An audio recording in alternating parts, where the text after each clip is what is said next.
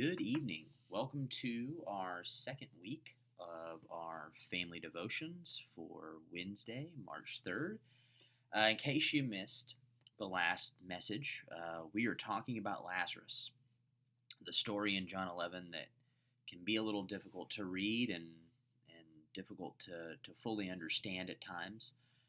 From the perspective of having been a close personal friend of Jesus, you had Lazarus along with his two sisters, Mary and Martha, and you find this story in John 11. It's a story about, from at least the perspective of those three, about God not showing up when you call on him to do something in your life. Last week we ended with Jesus finally showing his face to a family who called for him many days earlier. And he stood face to face with Martha. And she uttered these powerful words that we kind of ended with last week. Lord, if you had been here, my brother would not have died. This is where we find ourselves at some point or another in life.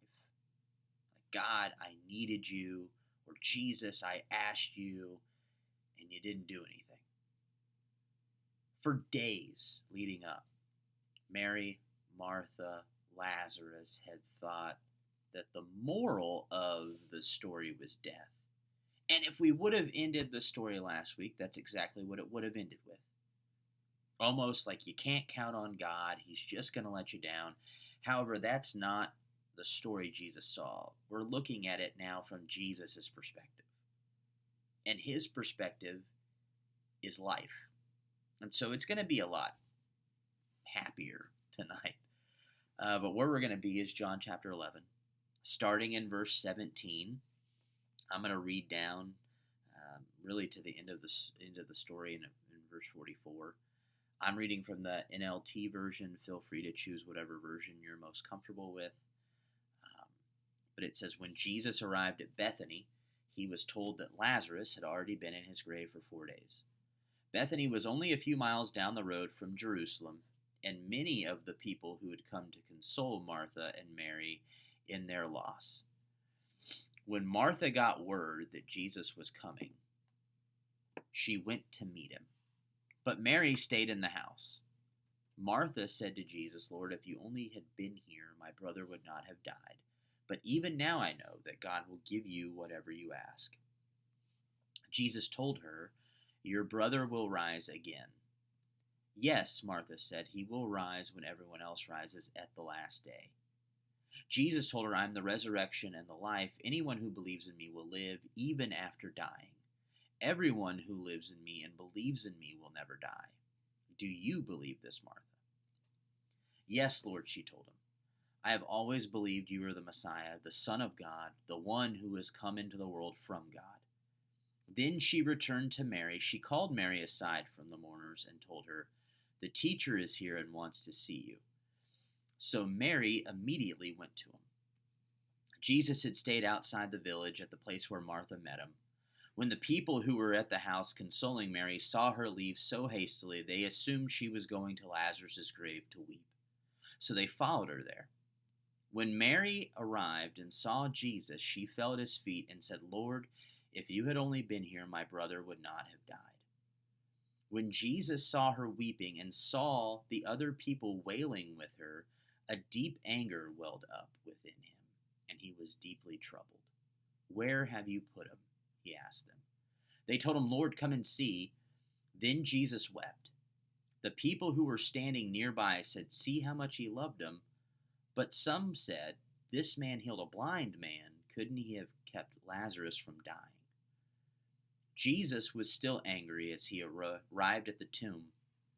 A cave with a stone rolled across its entrance. Roll the stone aside, Jesus told them. But Martha, the dead man's sister, protested, Lord, he has been dead for 4 days. The smell will be terrible. Jesus responded, didn't I tell you that you would see God's glory if you believe? So they rolled the stone aside. Then Jesus looked up to heaven and said, Father, thank you for hearing me. You always hear me, but I said this out loud for the sake of all these people standing here, so that they will believe you sent me." Then Jesus shouted, "Lazarus, come out." And the dead man came out, his hands and feet bound in grave clothes, his face wrapped in a headcloth. Jesus told them, "Unwrap him and let him go." So last week was the bad news. Lord, if you had been here, my brother would not have died. We all experience this. We all cry out complaints. We talked about this. Many of us have had those, Lord, if you would have been here moments. However, we're focusing this week, and I said we would last week. This week, we're focusing on the good news. Even now, God can raise the dead. He can breathe life into horrible situations in your life. And if you notice the statement that Martha made to Jesus, she says, "Lord, if you had been here," but then she goes on to say, "But even now, I know that God will give you whatever you ask." Let's not beat around the bush here. We spent last week looking at a dark tunnel that seemed to have really no end at sight. And so we don't really need to make this any more dramatic. We don't really need to make this any more depressing. There is not a situation on earth that God can't breathe hope into. There is not a circumstance so sinful and fallen it can't be redeemed by the one we call the Redeemer. There's not an aspect of creation that can't be made a new creation by the one we call the Creator. So even now, God can bring life into our situations. Even now, Jesus can breathe life into our existence. The Holy Spirit can create life out of death. And we said last week that perhaps Jesus strategically waited until the fourth day, because of the likely common belief that the soul and the spirit, they hover around the dead person for 3 days. And so for 3 days, there was this hope. And Jesus waited until it was hopeless to show that there is no such thing as hopelessness. So tonight, if you can remember this one thing, if you don't remember anything else, remember this one thing. If you are in a relationship with Jesus, there is no such thing as hopelessness. We follow a God who can do whatever he wants to do whenever he wants to do it. Nothing is ever hopeless. Now, that doesn't negate the suffering and the struggling. That doesn't wipe out the Lord, if you had been here moments that we'll say to God. No, we are going to suffer, we are going to struggle, and there are going to be things in our lives that God will allow to die. But what you need to remember and what we need to think about is it's never going to be hopeless. Even now, you could be going through some really dark things, but all hope is not lost. And I don't necessarily know what you're dealing with, and I don't know how long you've been struggling with what you're struggling with. But no matter what you might be going through, I can tell you that all hope isn't lost. And I don't just say that because it's my opinion. You look at this story. Martha, grieving the loss of her brother, made an incredible statement of faith. She told Jesus that she believed that Jesus had the power to raise her brother to life on the last day and to give him everlasting life. So in the midst of death, Martha is speaking life in perfection with God. So in the grand scheme of things, this blip on the radar that we call life doesn't really matter as much as we think it does, especially when we're in a trusting relationship with God and we know that it's going to last forever. So here's the thing.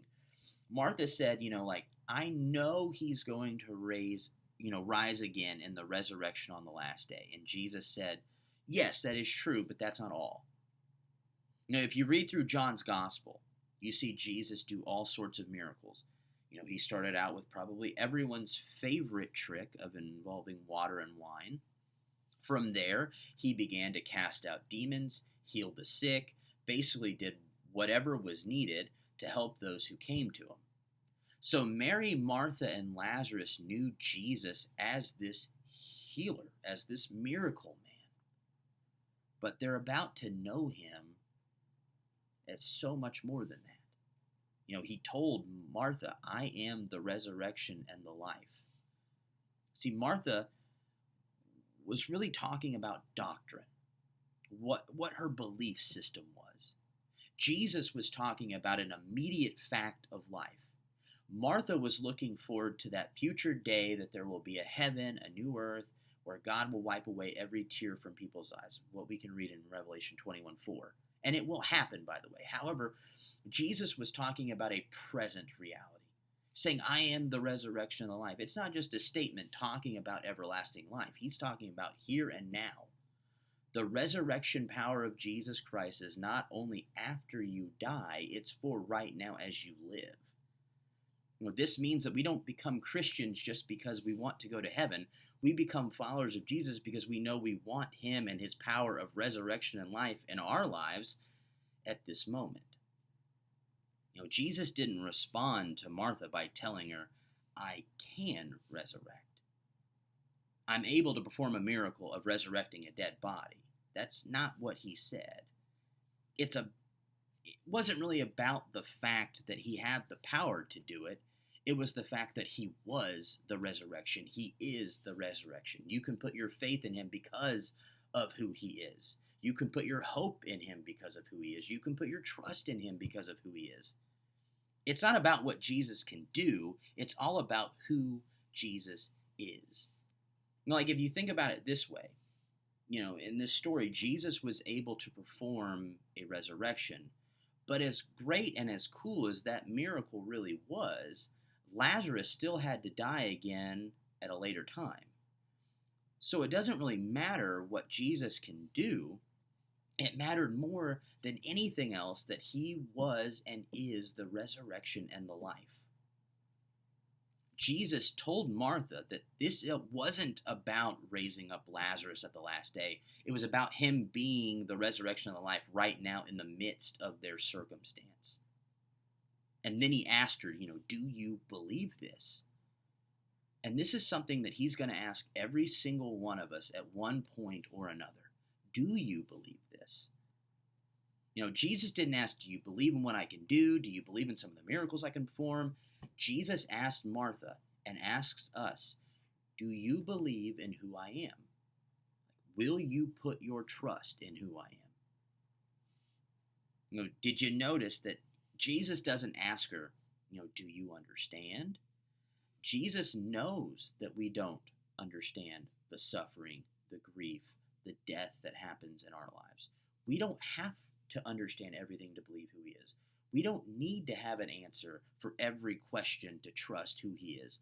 We don't need to erase all of our problems and our doubts in order to have the faith that he is the resurrection and the life. So then Martha sent word for her sister to come and speak to Jesus, telling her that Jesus is calling for you. And while she was sitting, mourning, grieving, suffering, struggling, Jesus calls out for her. And maybe while you sit and mourn and grieve and suffer and struggle, Jesus is calling for you too. The important question is, will you go to him? See, Martha sent word for her sister to come and speak to Jesus, and for a second it seemed like we're going to get the exact same picture that we got with Martha, because Mary echoes her sister's words. Lord, if you had been here, my brother would not have died. But something changed in this exchange with Mary, because Jesus didn't tell Mary what he told Martha. Instead, Jesus looks around and he saw not only Mary, but a crowd of people who were grieving this loss of Lazarus. And in verse 35, the Bible gives us a verse that everyone should memorize, and it's Jesus wept. And it's not just a fun little memory verse or a fun trivia fact that it's the shortest verse in the Bible, because it really is so much more than that. It's showing that we have a God who weeps. The God who can raise Lazarus to life, and was going to in just a few minutes, was still so troubled by his followers' sadness that he wept. Our pain moves the very heart of God. Our mourning causes God to mourn with us. It's not a matter that God couldn't care less. It is obvious that God couldn't care more. And God relates to us, and he stands with us in the midst of our pain, feeling that pain simply because he doesn't like to see us in pain. So after this amazing, loving, personal side of Jesus, which I honestly think has really helped me out over the last couple of months, if I were to be authentic and real with you. After seeing all of this, which is great, we are ready to see the authoritative, miraculous side of Jesus. Because he called out for the mourners and he told them to take away the stone. Maybe for you, this is what God is calling you to do. Because he is the resurrection. He is the life. He's the one about to perform the miracle.